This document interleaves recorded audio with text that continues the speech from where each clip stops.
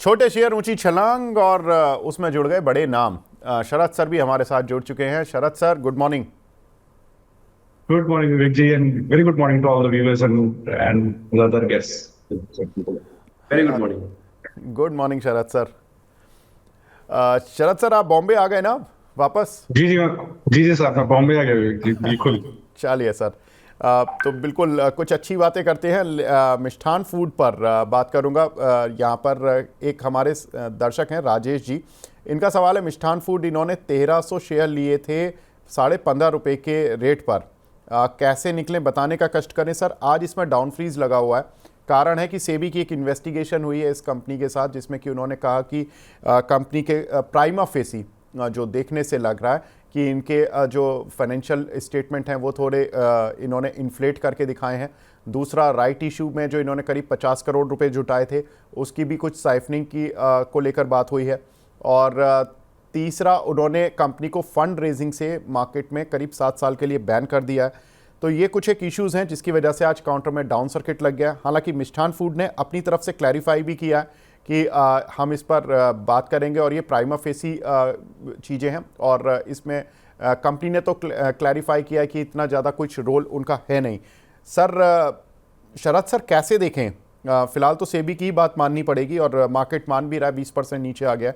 निकलने का मौका कहाँ मिलेगा? और चूँकि 15.5 के लिए हुए हैं इन्होंने, तो लॉस तो काफ़ी हो जाएगा अगर इसने कल भी डाउन सर्किट लगा दिया। आज तो लग नहीं रहा कि खुलेगा ये, जितनी क्वांटिटी के साथ लगा हुआ है। क्या करें सर?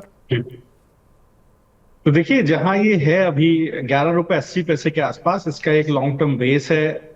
जुलाई 2023 के बाद से बेस नहीं टूटा है ₹11.80 का, तो उसके नीचे फिसल जाता है, एक दो दिन सस्टेन करता है तो फर्दर गिरावट देखने को मिल सकती है।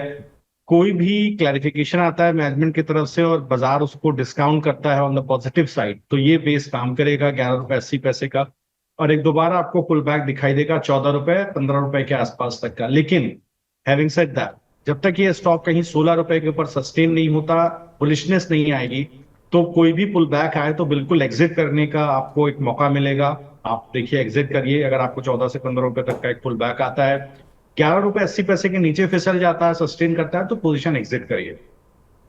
बिल्कुल। प्रशांत सर, आप इस काउंटर पर कुछ बताएंगे? अगर कुछ आप इसको ट्रैक करते हो या कुछ आपको फंडामेंटल्स देखे हो आपने इसके? I track this company, but on negative side मैं हमेशा इसको अवॉइड ही बोलते रहता हूँ मेरे इन्वेस्टर्स के लिए। बहुत लोग क्वेरी करते हैं, बट जिस तरीके से जो अभी एलिगेशन लगे हुए हैं सभी के, और जिस तरीके से उनका राइट इशू का मिसमैनेजमेंट हुआ है, so I think it was fully operated. मैं अगर कोई एडवाइस करना चाहता हूँ इसके ऊपर, तो try to exit even at tomorrow अगर लोअर सर्किट में मिलता है, because this will continue up to ₹8 या ₹7 तक। मुझे लगता है कि स्टॉक ऐसे ही जाने वाला है। जिस तरीके से लास्ट एक साल में ये फिर से स्टॉक ऑलमोस्ट ₹8 से लेके ऑलमोस्ट हाई बनाया था ये 17, 18, 20 तक, तो मुझे लगता है फिर से ये ₹7-8 के आसपास जाने की कोशिश करेगा। Try to exit until unless these things get settled और पूरा डस्ट आउट हो जाए। अगर ₹5-7 में देखते हैं फिर क्या करना है, but overall it's a high risk and high return counter. Fundamentally I track this company, but on A negative way. बिल्कुल। मैनेजमेंट ने तो ये बोला है कि जो कंपनी है does not agree with the content and the prima facie observation of the said interim order. The management of MFL totally denies all the purported allegations mentioned the interim order come show cause notice। तो management तो पूरी तरह से decline कर रहा है। अब वो उसका आंसर देंगे लीगल वे में। लेकिन उन्होंने जो सेबी ने जो 3 बातें कही हैं उस पर मैनेजमेंट ने कुछ नहीं बोला। तो उन्होंने सारे एलिगेशन एक ही लाइन में बोल दिए कि सब बेसलेस हैं या सब ख़राब हैं, हम इसका आंसर दे देंगे। लेकिन इम्पॉर्टेंट है कि अगर आप एक एक चीज़ को बता देते तो शायद स्ट्रीट को थोड़ा सा विश्वास आने की कोशिश होती। इसीलिए काउंटर में अभी भी डाउन सर्किट लगा हुआ है। देखते हैं आगे कार्रवाई में किस तरह से बढ़ता है। आगे बढ़ते हैं सर। एक हमारे दर्शक हैं, हमारी सोनाली मोहपात्रा, इनका साउथ इंडियन बैंक पर सवाल है। ₹26.5 के लिए हुए हैं इन्होंने। क्या करें सर, होल्ड या सेल? प्रशांत सर, आप बताएं प्लीज़। आई थिंक होल्ड करना चाहिए। जिस तरीके से मैं स्मॉल बैंक स्टॉक में बहुत पॉजिटिव हूँ, मुझे लगता है स्टॉक ने अच्छा ट्रिगर भी दिया हुआ है। 27, 28 का मुझे लगता है कि वहाँ पे ब्रेकआउट लेवल भी है। अगर ये भी क्रॉस कर लेता है तो 30-32 तक ये स्टॉक जा सकता है अगले 2 से 3 महीने के आसपास। तो overall hold this stock at current levels, but obviously जिस तरीके से मार्केट मोमेंटम है, you need to hold with stop loss. तो stop loss should be anywhere between 2490। जी, मिस्टर राम हैं हमारे दर्शक, वो बोल रहे हैं Sharad sir please Indus tower के बारे में बताएं, टारगेट बता दीजिए।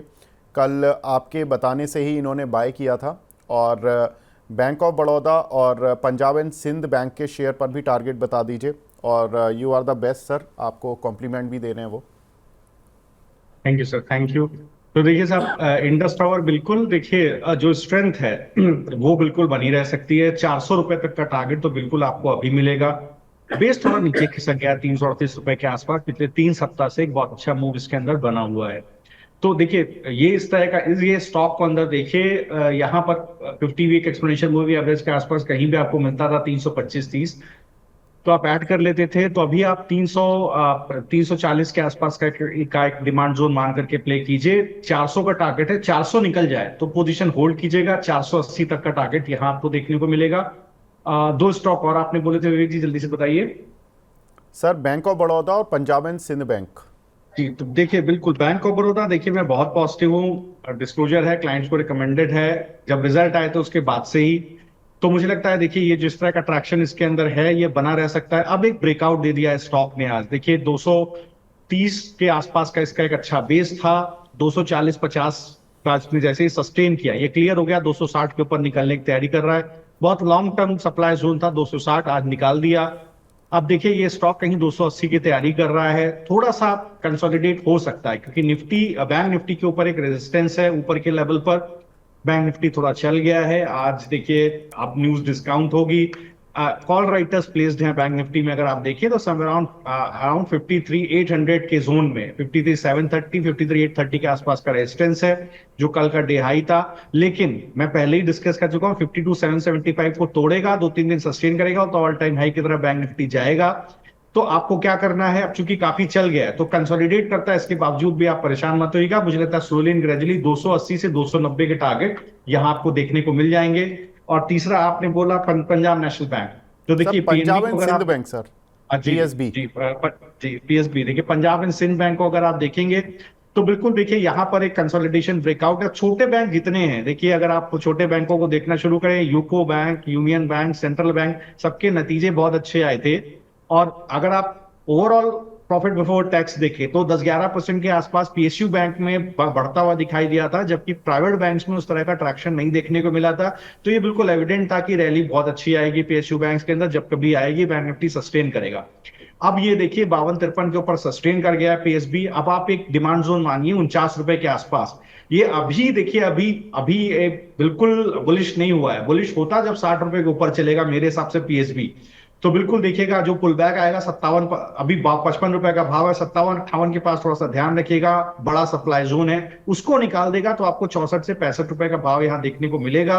अगर आप थोड़ा सा इधर उधर कर सकते हैं, थोड़ा सा स्टॉक आप और ले सकते हैं, तो मुझे लगता है union bank, UCO bank, central bank और तमिलनाडु मर्केंटाइल बैंक, ये चारों बैंक पर ध्यान रखिएगा, इनके अंदर बड़े मूव्स पेंडिंग। बिल्कुल, तो पीएसयू बैंक्स पर हमारे दोनों ही पैनलिस्ट पॉजिटिव हैं। शरद सर भी पॉजिटिव हो चुके हैं। एक हमारे दर्शक हैं प्रशांत सर, मुक्ता आर्ट्स के बारे में पूछ रहे हैं। इन्होंने 102 के कुछ शेयर लिए हैं और सदर्न पेट्रो स्पिक के नाम से एक काउंटर आता है, 90 रुपये के इन्होंने कुछ शेयर्स लिए हुए हैं। क्या करना चाहिए सर? मुक्ता आर्ट्स ये तो सुभाष घई वाली प्रोडक्शन हाउस है। yes rightly said, but loss making company है fundamentally and very micro level market cap है, ऑलमोस्ट 200 करोड़ के नीचे है। सो इसमें कोई टेक्निकल्स देखने की जरूरत नहीं है। It's very high risk and high return counter. अगर ऑलरेडी बाई कर चुके हैं तो मुझे लगता है कि ऑलमोस्ट 78-75 के आसपास स्टॉप लॉस मेंटेन करके उसको एज ए लॉन्ग टर्म ही देखना चाहिए। साल में 1-2 बार ये स्टॉक बहुत हाई मोमेंटम में आ जाता है, but this is stock one should not look at technicals. But जिस तरीके से जो एंटरटेनमेंट इंडस्ट्री में जो भी न्यूज आते रहते हैं उसके हिसाब से खुलना चाहिए।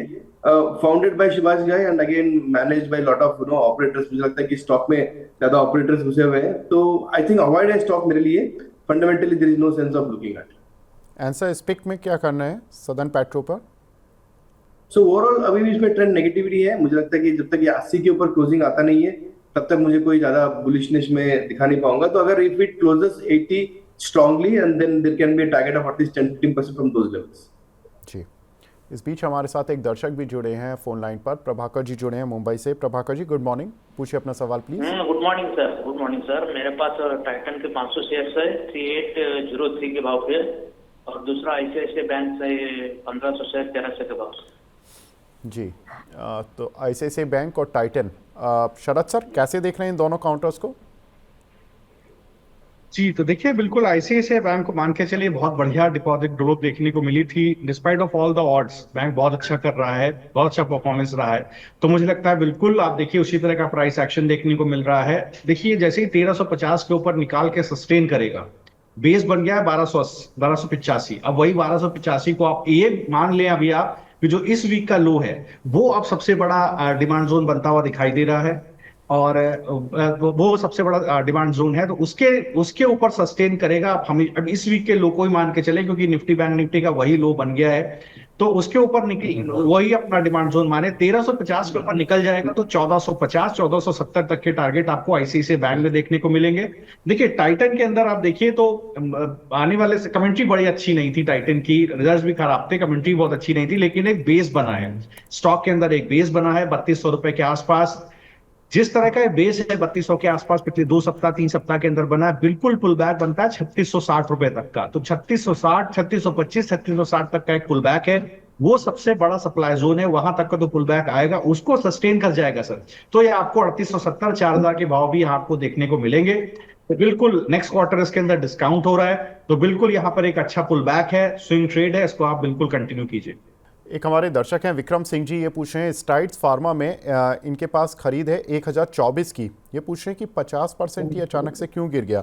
सर आज से इसमें एक कॉर्पोरेट डेवलपमेंट हुआ है, इन्होंने कुछ अपना बिजनेस स्पिन ऑफ किया है जिसकी वजह से ये शेयर आपको इफेक्टिवली नीचे दिख रहा है।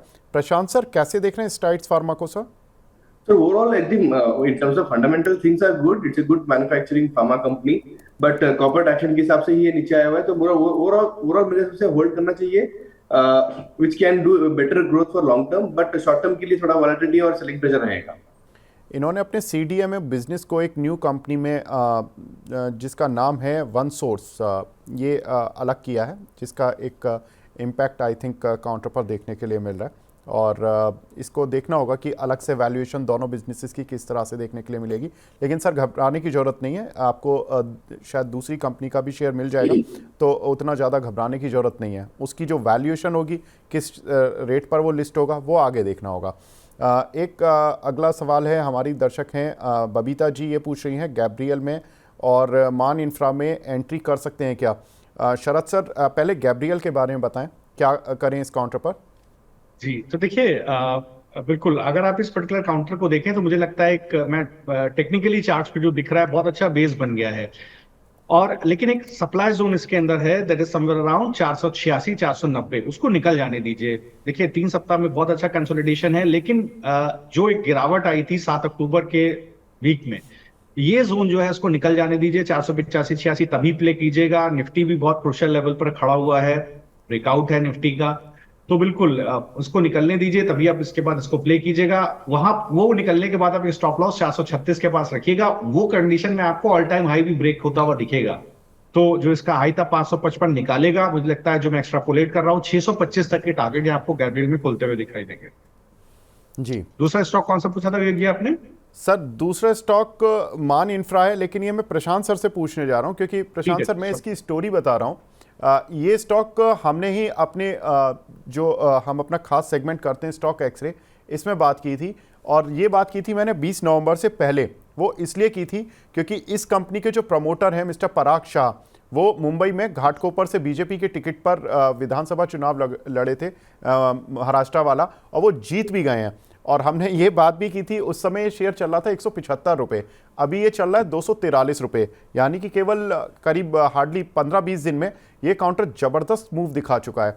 सर ज़बरदस्त मूव तो आ चुका है, अब 175 से 243 हो गया है। बबीता जी पूछ रही है इस काउंटर में एंट्री कर सकते हैं क्या? फ्रेश एंट्री तो मैं अवॉइड करूंगा because of the just fast momentum in last 10-15 days, but अगर इसको लॉन्ग टर्म के हिसाब से उनको एवरी डिप पे अगर ऐड करना है तो मुझे लगता है कि ये करना चाहिए। और टेक्निकली मुझे लगता है थोड़ा सा एक ब्रेकआउट है 250 के ऊपर, अगर क्लोजिंग आज कल में मिल जाता है तो there will be technical breakout also for short term traders. तो मुझे लगता है कि ओवरऑल पॉजिटिव हूं, जिस तरीके से जो भी जो उनको जीत हासिल हुई है उसके हिसाब से obviously companies will be benefited in terms of their business model. मुझे लगता है कि ओवरऑल लॉन्ग टर्म के लिए उनको होल्ड रखना चाहिए। शॉर्ट टर्म ट्रेडर्स अगर सिर्फ ये जो इलेक्शन का जो स्ट्रेटेजी है उसके हिसाब से किसी ने भी अगर 180 200 के आसपास लिया है तो I think they can book their profits about 250। बिल्कुल, सबसे अमीर जो चुनाव लड़ने वाले कैंडिडेट थे उनमें इनका नाम शामिल किया गया था। दो प्लेयर्स थे जिन्होंने कि चुनाव लड़ा था बीजेपी के टिकट से, एक लोधा डेवलपर के प्रमोटर और दूसरा मैन इंफ्रा के प्रमोटर, जिनकी जो वैल्यूएशन थी नेटवर्थ के आधार पर वो सबसे ज़्यादा बताई जा रही थी और ये बड़ा इंटरेस्टिंग प्ले था। दोनों ही काउंटर्स में इनफैक्ट मूव देखने के लिए मिले हमें। एक हमारे दर्शक हैं सूफी साहब, इनका सवाल है एनवायरो इंफ्रा इंजीनियर्स पर नेक्स्ट 6 मंथ्स के लिए क्या करना चाहिए। शरद सर, आई रिमेंबर कि आप इस काउंटर को शायद बहुत क्लोजली देख रहे हैं, सर कोई व्यू है आपका? जी, तो देखिए बिल्कुल यहाँ पर अगर आप देखेंगे एनवायरो इंफ्रा इंजीनियर्स को तो बिल्कुल देखिए जब लिस्टिंग हुई थी उसके बाद देखिए एक बेस बनता हुआ दिखाई दिया। मुझे लगता है अभी भी इसके अंदर काफी अपटिक बाकी है। स्टॉक के अंदर आप देखिए एक जो बेस बन गया है दैट इज समवेयर अराउंड 220 के आसपास।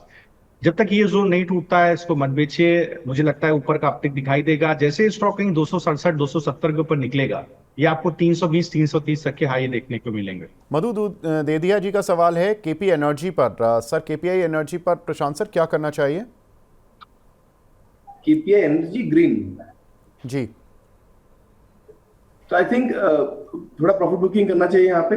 टेक्निकली मुझे लगता है कि थोड़ा प्रॉफिट बुकिंग जोन में जा रहा है स्टॉक।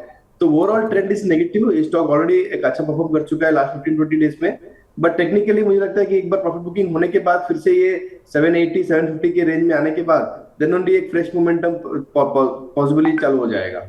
जी नागराज जी हमारे एक रेगुलर व्यूअर हैं, ये पूछ रहे हैं कि बीपीसीएल इन्होंने 294 के लिए। प्रशांत सर आपने इसको बाय रिकमेंडेशन में ही दिया था ना अभी थोड़ी देर पहले बीपीसीएल को? सर क्या टारगेट्स रखना चाहिए इनको? At least 320 for a short term और मीडियम टर्म के लिए 350 360। ओके बिल्कुल। तो नागराज जी आप देख लीजिए बीपीसीएल के टारगेट्स मिल गए, लेकिन ग्रीव्स कॉटन और टाटा पावर, शरद सर इन दोनों पर क्या करें? इन्होंने 201 रुपए के ग्रीव्स कॉटन लिए और टाटा पावर 470 रुपए के लिए हुए हैं सर। बिल्कुल देखिए दोनों को ही होल्ड कीजिए। यहाँ पर आने वाला ये जो अगला क्वार्टर आएगा बहुत स्ट्रांग आएगा, तो बिल्कुल आप याद रखिएगा टाटा पावर के लिए स्पेशली ये क्वार्टर बहुत स्ट्रांग आएगा। पिछला क्वार्टर थोड़ा सा सबड्यूट रहा था। मुझे लगता है 400 के पास बहुत अच्छा बेस था। मैं टाइम एंड अगेन शेयर कर चुका हूँ 400 के बेसिस जो स्टॉक ने तोड़ा नहीं है या बहुत आराम से आपको 485 500 तक का व्यू देगा। थोड़ा निफ्टी को चलने दीजिए। सिमिलरली ग्रीव्स कॉटन में आप देखिएगा तो अच्छा ट्रेंड बना है, एक ब्रेकआउट बना है ऊपर की तरफ 200 205 के जोन का। ये निकालेगा तो 200 250 तक का लेवल आपको आराम से देखने को मिलेगा। जो बुलिश बेस है वो 180 के आसपास है। तो बिल्कुल दोनों ही स्टॉक में मैं पॉजिटिव हूँ, फंडामेंटली भी टेक्निकली भी। बिल्कुल सर बने रहिए। जी तेज कुमार जी पूछ रहे हैं आईओसी के बारे में, सर क्या करें? प्रशांत सर आप ओवरऑल ऑयल मार्केटिंग कंपनीज पर ही पॉजिटिव थे, तो आईओसी पर भी हैं क्या? I think yes we should be positive on the OMC companies. जिसे मैक्सिमम वेटेज में बीपीसीएल पे दे रहा हूं, तो ऑब्वियसली अगर वो ट्रेंड पॉजिटिव है तो आईओसी भी पॉजिटिव रहेगा। So overall but very slow रहेगा। एक मीडियम टर्म तो लॉन्ग टर्म देखेंगे तो मुझे लगता है कि 170 180 तक भी टारगेट है विद 6 मंथ प्लस का व्यू के हिसाब से। तो this is accumulation zone, slowly add करना चाहिए। जी एक हमारे दर्शक हैं केएस जी, इनका फुल नेम तो पता नहीं, लेकिन एनसीसी पर सवाल पूछा है शरद सर। इन्होंने 327 रुपए के प्राइस के लिए हुए हैं, क्या करना चाहिए इनको? जी तो देखिए अब यहाँ से अगर आप देखेंगे तो बिल्कुल मुझे लगता है कि कंस्ट्रक्शन में बिल्कुल इंफ्रा कंस्ट्रक्शन में बिल्कुल आप पॉजिटिव रहिए सर। H1 में देखिए गवर्नमेंट एक्सपेंडिचर उतना नहीं था। अब second half of the financial year में वहां पर ट्रैक्शन दिखाई देगा। ऑर्डर बुक अच्छी है। मुझे लगता है कि 316 का भाव है। एक बेस बहुत अच्छा 270 290 के पास बन गया है। जितना स्टॉक कंसोलिडेट करता है उतना अच्छा ब्रेकआउट होता है। मुझे लगता है बिल्कुल जैसे ये 330 के ऊपर निकलेगा आप अपने ऑल टाइम हाई को तोड़ेगा। 400 425 के पास आपको ये स्टॉक जाता हुआ दिखाई देगा। तो बिल्कुल यहाँ पर पॉजिटिव मेरा व्यू है। मुझे लगता है बिल्कुल यहाँ पर बने रहना चाहिए। शर्मी जोशी जी बोल रहे हैं good morning sir, the best show ever. Thank you very much ma'am, thank you for the good words. And इनका सवाल है एनएमडीसी पर 255 की बाइंग की हुई है और गेल 217 के बाय किए हुए हैं। शॉर्ट टर्म टारगेट्स पूछ रहे हैं प्रशांत सर, क्या करना चाहिए इनको? आई थिंक होल्ड करना चाहिए। 250 260 का टारगेट मुझे लग रहा है कि एनएमडीसी में एक शॉर्ट टर्म पीरियड में आ सकता है। बहुत अच्छा सा बेस बनाया हुआ है 220 का, और वहां से अच्छा मोमेंटम भी ले चुके हैं। तो I think very near term में ये 240 250 तक भी मोमेंटम आ सकता है, तो होल्ड करना चाहिए। Second stock was GAIL sir. GAIL. Again जिस तरीके से ऑयल एंड गैस सबके सेक्टर में बहुत पॉजिटिव है, ऑलरेडी स्टॉक रन अप हो चुका है। Upside is limited. मेरा target overall 220 225 best case scenario है। अगर ऑलरेडी ले चुकी है तो 220 plus any time it should be a booking strategy for investors. जी, सारांश जी का सवाल है शरद सर आपसे, पूछ रहे हैं पीएनबी इन्होंने 121 रुपए के लिए हुए हैं और अदानी पावर 705 रुपए के लिए हुए हैं और शिपिंग कॉरपोरेशन 313 के लिए हुए हैं। ये शरद सर आपसे पूछ रहे हैं कि बहुत पॉजिटिव वाइब्स मिलती हैं, only analyst who instil my confidence. Sharad sir बता दीजिए इनका कॉन्फिडेंस कुछ बूस्टअप होने वाला है क्या आज? जी, thank you, thanks for the view and thanks for motivating me. तो देखिए साहब, अडानी के अंदर देखिए तो 2023 मार्च में जो डेट टू एबिटा रेशियो था दैट वाज समवेयर अराउंड, जितना मुझे याद है 4.1 के आसपास। तो अब गिर गया, जो काफी गिर गया, अब लगभग 3.3 के आसपास है। तो देखिए यहाँ पर एक ग्रोथ देखने को मिली है Adani group as a whole. Result Adani power, Adani energy solution के बहुत बढ़िया थे, मुझे बहुत पसंद आए थे स्टॉक। इसके बाद न्यूज स्पेसिफिक न्यूज आई, बाजार स्टॉक गिर गया क्योंकि बाजार को लगा कि सब ऐसा है कि ऐसा ना हो कि कॉस्ट ऑफ फंड बढ़ जाए, कॉस्ट फंड मिले ही ना, एक्सपेंशन ना हो ग्रुप में। शरद सर, तो देखिए मैं थोड़ा सा बीच में रोकूंगा सर, वो अदानी पावर पर पूछ रहे हैं, अदानी एनर्जी पर नहीं। जी, तो मैं उसी पर आ रहा हूँ, इसीलिए भूमिका बना रहा हूँ विवेक जी। अच्छा सर, ठीक है सर, फिर कंटिन्यू। तो देखिए बहुत सारे दर्शक हैं अडानी पूरे ग्रुप पे ही सर थोड़ा सा व्यू लेते रहते हैं। तो 435 के पास बेस है, बढ़िया रिजल्ट बहुत बढ़िया था। 620 680 का टारगेट आपको अडानी पावर में मिलेगा। अब वही बेस मान लीजिए 435 का, 620 और 680 का टारगेट आपको यहाँ देखने को मिलेगा। 680 अगर एक अभी भी निकाल देता है तो आप मानिएगा अपना ऑल टाइम हाई भी निकालेगा, दैट इज समवेयर अराउंड 900। तो मुझे लगता है कि Adani group as a whole में मैं पॉजिटिव हूं। Now come to PNB. देखिए पीएनबी के अभी भी दर्द खत्म नहीं हुए हैं। मुझे लगता है पीएनबी और एक पीएनबी और एक पंजाब सिंध बैंक, ये दो हैं अभी भी यहाँ पर थोड़ा सा पेन है। मुझे लगता है इसको निकलने की जरूरत है समवेयर अराउंड कहीं 116 117 के ऊपर। उस जोन को ये तोड़ दे 117 के ऊपर, तब इसके अंदर बड़ी बुलिशनेस आएगी। अपना प्रीवियस स्विंग हाई जो इसका ऑल टाइम हाई था 140, उसको ये टच करता हुआ दिखाई देगा। तो मुझे लगता है थोड़ा सा भी पेन यहाँ पर है। अगर आप हैं तो आप 96 रुपए के आसपास एक बेस बना हुआ है, उसकी को स्टॉप लॉस लगाकर बने रहे। तीसरा स्टॉक सर एक बार विवेक जी बता दीजिए, वो भूल गया हूँ सर। इनका था अदानी पावर, पीएनबी और शिपिंग कॉर्पोरेशन। तो शिपिंग कॉर्पोरेशन सर। जी तो देखिए शिपिंग कॉर्पोरेशन को आप देखिए तो यहाँ एक बहुत अच्छा बेस बना है, 205 के आसपास एक बहुत अच्छा बेस बना है। अब ये जो इसका अगला सप्लाई जोन था 230, उसके ऊपर सस्टेन कर गया है। तो ये वीक का जो लो है 230, अभी 240 का भाव है, उसी को आप सप्लाई जोन मानिए, उसी को आप स्टॉप लॉस मानिए। अब ये 255 280 की तैयारी धीरे धीरे कर रहा है। तो बिल्कुल आप यहाँ पर पॉजिटिव हो सकते हैं। और थोड़ा अगर पैसा कर सकते हैं तो जो है आप गार्डन रीच पर भी ध्यान रखिए, ठीक है, कोचिन शिपयार्ड पर भी ध्यान रखिए, दोनों में बहुत अच्छा ट्रैक्शन है, वहां पर भी ऊपर के लेग्स खुले हुए हैं। जी, आशीष खटवानी जी का सवाल है, सिप्ला में सर फ्रेश एंट्री ले सकते हैं क्या प्रशांत सर? शायद इसी वीक में कुछ ब्लॉक डील हुई थी इनकी, कुछ इनके प्रमोटर्स ने अपना स्टेक घटाया था। Yes right, but fresh position ये लेवल पे लेना नहीं चाहिए। I think the selling pressure still continues. 1440 1430 can be range best level to accumulate this stock. Obviously fundamental तो बहुत स्ट्रांग है, बट रिसेंटली लास्ट 45 डेज में स्टॉक ने अंडर परफॉर्म किया है मार्केट्स को और अगेंस्ट दी वॉलेटिलिटी। मुझे लगता है कि wait and watch, whenever it comes near to 1430 1440 then a good level to buy, जहां पे आपका रिस्क रिवॉर्ड रेशियो बेनिफिट आ जाता है रिवॉर्ड की तरफ। जी, आबिद भाई जी बोल रहे हैं, Vivek ji Money 9 is the best as it provides the best advice. Special thanks to Prashant ji, I am following his advice on many stocks and I am in profits. Please suggest one best road infra stock for the long run. Sir Prashant sir, आपके लिए बधाई आगे गई है sir, एक road infra का share बता दीजिए सर। आई थिंक इसमें से Ashoka Buildcon is the best in class road infrastructure company. Fundamentally बहुत स्ट्रांग है, प्रमोटर भी बहुत एक्सपीरियंस्ड है, कॉस्ट ऑफ उनका जो कैपिटल है बहुत लो है, well managed company in terms of corporate governance. तो मुझे लगता है कि Ashoka Buildcon should be one stock one should always look at whenever there is a dip. But in terms of pricing, let me just look at तो Ashoka Buildcon sir, इसमें long term के लिए क्या टारगेट आपने बताया? I think 300 320 can be a long term target. मुझे लगता है कि अगले 6 महीने से 12 महीने में ये जा सकता है, और every dip has to be bought. I think the best level to buy would be anywhere between 240।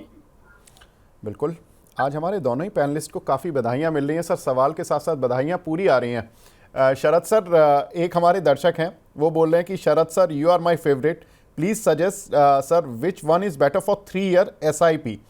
उन्होंने कुछ काउंटर्स बताए हैं sir, Lloyd engineering, Motherson Sumi wiring, Inox wind, Lemon Tree और बजाज हाउसिंग, या आपकी पसंद में कोई और मिड रेंज का कोई काउंटर बता दीजिए सर। इन 5 में से आपको कौन से लगते हैं कि इसमें लेना चाहिए SIP रूट के थ्रू, और या कोई और शेयर? जी, तो देखिए होटल इंडस्ट्री में बेहतरीन नतीजे रहे थे। आप देखिए EIS देखिए, इंडियन होटल देखिए, लेमन ट्री, ठीक है, आप देखिए ITC देखिए, तो बिल्कुल लेमन ट्री में बिल्कुल आप रहिए। ये सारे स्टॉक जो मैंने नाम लिए, इसका भी एक पोर्टफोलियो बना करके आप थोड़ा थोड़ा पैसा छोड़ सकते हैं, ठीक है। इसके अलावा देखिए आइनॉक्स विंड, बिल्कुल आप सही आप बोल रहे हैं, आइनॉक्स विंड है, उसके अंदर आप चाहें तो धिद्र करके आप SIP कर सकते हैं। लॉन्ग टर्म में स्टॉक काफी अच्छा आपको करता हुआ दिखाई देगा, तो यहाँ पर भी आप एक SIP के फॉर्म में कर सकते हैं। जहां तक आप बजाज हाउसिंग का नाम लिया, तो 2-3 स्टॉक वहां पर रखिए। देखिए अगर आप PNB हाउसिंग देखें, कैनफिन होम देखें, होम फर्स्ट देखें, ये सबके नतीजे बहुत बढ़िया रहे थे सिक्वेंशियली। और जब जैसे ही कॉस्ट ऑफ फंड इनके लिए गिरती हुई दिखाई देगी, यहाँ पर देखिएगा अच्छी ग्रोथ भी आएगी, तो यहाँ पर भी आप एक बार SIP कर सकते हैं।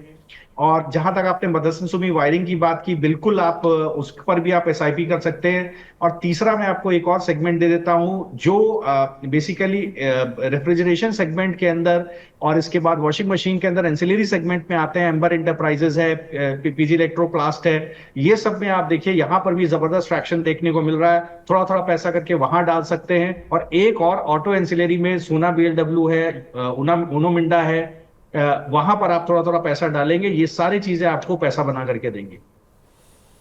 बिल्कुल। तो सर आपको आंसर मिल गया होगा, आप अपना नाम भी लिख देते, MJ ब्लॉक्स के नाम से इनका अकाउंट बना हुआ है, लेकिन नाम लिख दिया करें तो और अच्छा रहेगा। लेकिन प्रशांत सर, आई नो कि टाइम कंस्ट्रेंट है आपके साथ अब, तो सर आपकी रडार पर कौन से स्टॉक्स हैं वो प्लीज़ शेयर कर दें। आई थिंक टाटा पावर, जो मैं भी बहुत पॉजिटिव हूँ शरद जी के साथ, तो बाय एट 435 के आसपास with stop loss of 415 and target of 480 and 490, very very one month और वन क्वार्टर के आसपास टाइम पीरियड रहेगा। सेकंड स्टॉक जो BPCL ने डिस्कस किया है, BPCL would be the second stock, buy at 301, stop loss 290, target of 350 plus in very short period of time. Third would be doctor Reddy's 7240 के आसपास bye करना चाहिए, 1240 के आसपास बाय करना चाहिए, और 1180 के आसपास उसका स्टॉप लॉस रहेगा, और टारगेट रहेगा 1350 के आसपास। तो 3 स्टॉक्स मेरे अंडर में है and we are recommended to our clients also.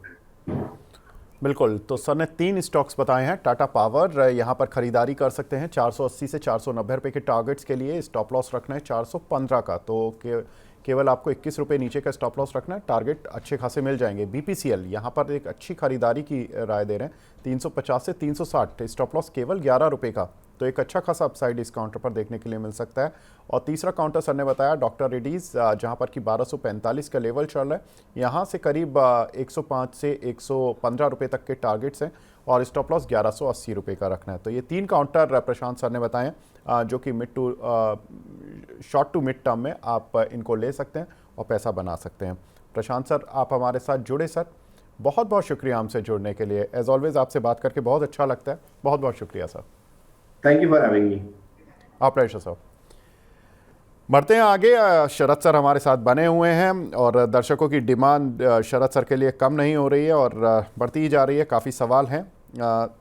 रोशन जहान जी का सवाल है, शरद सर, टाटा स्टील और सेल में किस में एवरेज करना ठीक रहेगा इन लेवल्स पर? और टाइटन पे तो हम सवाल पूछ चुके हैं जहान साहब, तो आप वीडियो को थोड़ा पीछे कर लीजिए। टाटा स्टील और सेल में सर किसको एवरेज करें? ठीक, तो देखिए बिल्कुल, अगर आप देखेंगे सेल को, तो एक नॉच मुझे लगता है यहाँ पर थोड़ा सा एक नॉच बेहतर मुझे दिखता है। सेल एक बहुत अच्छा बेस 112 115 के आसपास आके गया है, लेकिन ये स्टॉक कहीं 130 के ऊपर निकल जाए सेल, तब आप एक बड़ा ब्रेकआउट इसके अंदर देखेंगे। उस स्थिति में आपको बहुत आराम से 150 160 तक के जोन आपको देखने को मिलेंगे। तो अभी अगर आप हैं तो 112 का डिमांड जोन मान करके बने रहिए। 130 के ऊपर निकलने पड़ी बड़ा मूव इसके अंदर आएगा। टाटा स्टील के अंदर अगर आप देखें तो 145 का बेस है, 142 145 का अच्छा बेस है। ये जैसे ही 150 का जोन काटेगा, इसके बाद देखिए आपको बड़ा मूव आता हुआ दिखाई देगा। तो मुझे लगता है बिल्कुल यहां पर ध्यान रखना चाहिए। अगर आप मेटल में ही है तो एक बार जेएसडब्ल्यू स्टील की तरफ ध्यान दीजिएगा। देखिए बहुत बढ़िया ट्रैक्शन बना हुआ, स्टॉक बहुत अच्छे से कंसोलिडेट करके ऊपर की तरफ चल रहा है, स्ट्रेंथ है यहां पर, और रिलेटिवली टाटा स्टील सेल से बेहतर है। तो ये इसको बना करके रखेंगे तो आपको आराम से 1080 1120 तक के भाव यहां देखने को मिल जाएंगे। तो जेएसडब्ल्यू स्टील की तरफ ध्यान रखिए। दूसरा नेशनल म्यूजियम की तरफ एक बार देखिए, ध्यान रखिए, अच्छा मूव आया है। पहले से डिस्क्लोजर है कि क्लाइंट्स को नीचे के भाव पर रिकमेंडेड था, 180 190 के आसपास टारगेट भी आके गया, लेकिन अभी भी स्ट्रेंथ है, अभी भी आपको बाय ऑन डिप्स की अपॉर्चुनिटी रहेगी। कहीं आपको 225 26 पे मिलता है, बहुत आराम से होल्ड कीजिएगा। 280 300 तक के टारगेट आपको पोजिशनली देखने को मिलेंगे। ये आपको जरूर एक बार आगाह कर देना चाहता हूं, मेटल सेक्टर में थोड़ा सा कॉशियस रखिएगा एज ए सेक्टर। मैं लगातार देखिए शो में जो सेक्टर्स अच्छे हैं वो सब आपको बताते चल रहा हूं। थोड़ा सा रिस्क रहता है मेटल सेक्टर में, तो सोच समझ करके ही आप एसआईपी कीजिएगा। जी, प्रवीण जी का सवाल है, बोल रहे हैं कि hi sir, I am the daily viewer of Money 9। Thank you Praveen ji. पूछ रहे हैं कि what's the selling zone in stocks like GAIL India and NTPC. Sir GAIL पर हम बात कर चुके हैं, एनटीपीसी पर मैं व्यू ले लेता हूं। 3 महीने का व्यू है सर, क्या सेलिंग प्राइस रखे हैं ये? ठीक, तो देखिए ये जितने स्टॉक्स हैं, एनटीपीसी है, इसके अलावा देखिए मझगांव डॉक है, जितने पीएसयू स्पेस है, ये सब जो है नैरेटिव स्टॉक्स इनको कहा जा रहा है बाजार में। सर्टेन नैरेटिव, और ये सारे स्टॉक्स थोड़ा महंगे हैं, रिटेल पार्टिसिपेशन ज्यादा है विजावी इंस्टीट्यूशंस के। लेकिन मुझे लगता है कि जिस तरह का एनटीपीसी के नतीजे रहे हैं, आने वाले क्वार्टर्स में वहां इंप्रूवमेंट देखने को मिलेगा। तो एक बहुत अच्छा बेस बन गया एनटीपीसी में, दैट इज अराउंड 350 355। तो ये वो अगर ये जोन सस्टेन हो जाता है 350 355, तो एक पुल बैक आपको 390 400 रुपए तक इसके अंदर देखने को मिलेगा।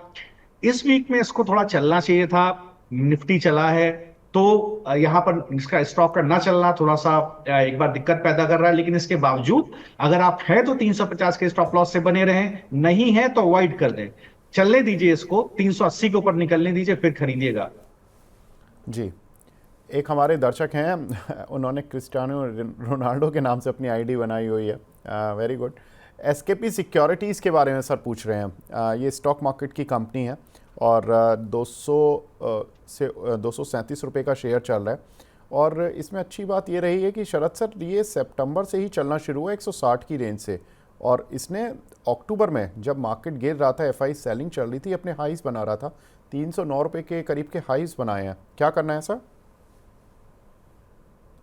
जी, तो देखिए बिल्कुल, अगर आप देखेंगे जितनी भी सिक्योरिटीज से रिलेटेड, स्टॉक मार्केट से रिलेटेड कंपनीज है, वो बहुत अच्छा अट्रैक्शन बनता हुआ दिखाई दिया है। रिजल्ट मैंने इसके देखे नहीं है फंडामेंटली, लेकिन जिस तरह का प्राइस एक्शन है, ऑब्वियस सी बात है, एक बड़ा मूव बना है। लेकिन यहां पर थोड़ा कॉशियस रहने की जरूरत है। ऊपर 265 और कहीं 275 इस जगह पे सप्लाई जोन है। इस वीक में इसको अपना लास्ट वीक का हाई तोड़ना चाहिए था, निफ्टी से पॉजिटिव कोरिलेशन होना चाहिए था, ऐसा हुआ नहीं है। ऐसी कंडीशन में हो सकता है इसका जो लो है 219 के आसपास का बुलिश बेस है, वो टेस्ट होता हुआ दिखाई दे। जब तक स्टॉक कहीं 265 70 के ऊपर नहीं निकलेगा, फर्दर बुलिशनेस नहीं आएगी। नीचे का लेवल 220 है। अगर आपकी लॉन्ग टर्म पोजीशन है, पीछे आप काफी समय से होल्ड कर रहे हैं, तो 220 के पास एक स्ट्रिक्ट स्टॉप लॉस रखिएगा। उसके नीचे निकल जाए, 2-3 दिन सस्टेन करे, टच एंड गो वाला नहीं, उसके नीचे सस्टेन करे तो पोजीशन काटिएगा। हो सकता है नीचे आपको 200 रुपए के आसपास दोबारा खरीदारी का मौका मिले। अगर इस सेक्टर पे ध्यान रख रहे हैं तो एंजल 1 में ध्यान रखिएगा, अच्छा मूव है, ब्रेकआउट है 3200 का, ये ऑल टाइम हाई तोड़ने की कोशिश करेगा। मोतीलाल ओसवाल पे ध्यान रखिएगा, कंसोलिडेशन पैटर्न बन रहा है, ब्रेकआउट हो सकता है। और जेएम फाइनेंशियल पे ध्यान रखिएगा, 95 रुपए पर मैंने रिकमेंड किया था, 160 तक गया था, दोबारा बुलिश है, मुझे लगता है बड़ा मूव उसके अंदर भी आएगा। तो एंजल 1, मोतीलाल और जेएम फाइनेंशियल पर ध्यान रखिएगा।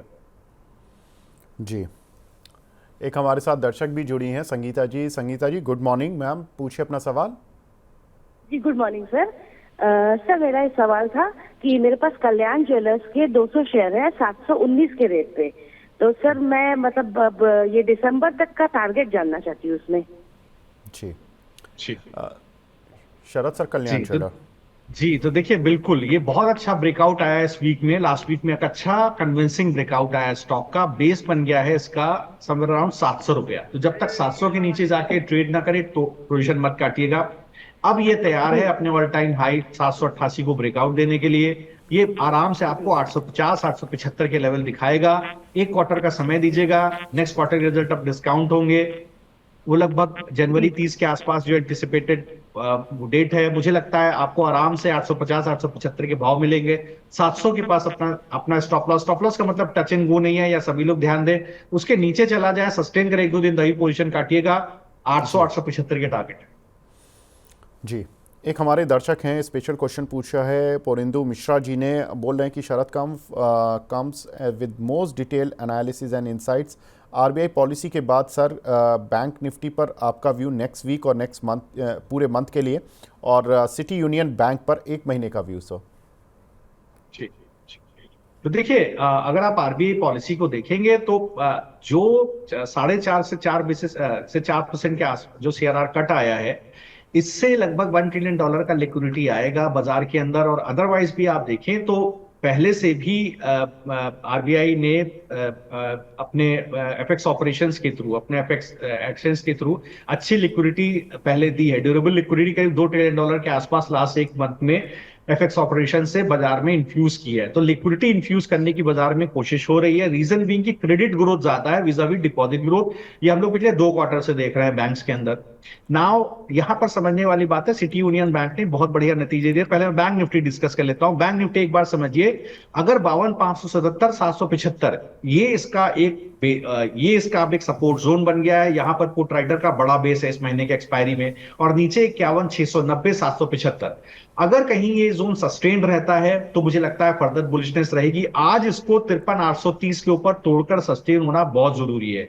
अगर आज बैंक निफ्टी 53,730 830 का जो बड़ा रेजिस्टेंस है, जहां कॉल राइटर प्लेस है, उसको तोड़ करके ऊपर क्लोज नहीं देता है, तो जो ऑल टाइम हाई की जो हम लोग एंटिसिपेशन कर रहे हैं वो हो सकता है थोड़ी फीकी पड़ती हुई दिखाई दे। 53,265 354 के नीचे शॉर्ट्स आ जाएंगे। और बाजार बुलिश मार्केट नहीं है, ध्यान रखिएगा। तो शॉर्ट्स पकड़ लेते हैं बाजार को। एक बार उन्होंने पकड़ लिया तो वो नीचे खींच देंगे बाजार को। तो 51,690 775 तक के भाव दिखाई दे सकते हैं। बैंक निफ्टी में सारा हम लोग का होप जो है ऑल टाइम हाई का टूटता हुआ दिखाई देगा। तो यहां पर थोड़ा कॉशियस रहने की जरूरत है। अगर ये जोन टूटे 53,730 873 आज ईओडी पर, तो आप बिल्कुल बुलिश होकर के जाएं। या फ्राइडे है, देखिए वैसे भी अगर आप देखें वीकली बेसिस पर तो बेस बहुत अच्छा है। अगर आप बहुत ज्यादा बुलिश हैं तो ये मान करके चले 51,690 775 के ऊपर एक अच्छा बुलिशनेस बना हुआ है। नाउ अगर आप सिटी यूनियन बैंक के ऊपर आएंगे तो मुझे लगता है रिजल्ट बहुत अच्छे थे, मैं इसको लेके काफी पॉजिटिव हूं। मुझे लगता है यहां पर फर्दर बुलिशनेस बनी रहेगी। स्टॉक काफी चला था। अब देखिए, जो पहले भी मैंने बोला था, मैंने शायद इसको 150 155 रुपए के आसपास रिकमेंड किया था। टारगेट दिया था 194 200। पहला टारगेट दर 168 आ गया, दूसरा दिया था 194 200, उसको आने की तैयारी 186 ऑलरेडी आ चुका है। तो सिटी यूनियन और फेडरल मेरे 2 पीएसयू में सबसे ज्यादा मैं बुलिश हूं। इसके अलावा पीएसयू बैंक देखिए, अभी मैंने आपको बोले मैं कहां बुलिश हूं। मुझे लगता है इनके अंदर जबरदस्त रैली रहेगी। HDFC bank is a good micro in a bad macro story right now. तो यहां पर क्या है, बुलिशनेस तब तक रहेगी जब तक मैक्रो इकोनॉमिक कंडीशन सही नहीं रहती। तो HDFC बैंक को आप लॉन्ग पे प्ले करते रहिए। तो सिटी यूनियन 194 200 का टारगेट आपको मिलेगा। बैंक निफ्टी पे मैंने आपको अपना व्यू दे दिया है सर।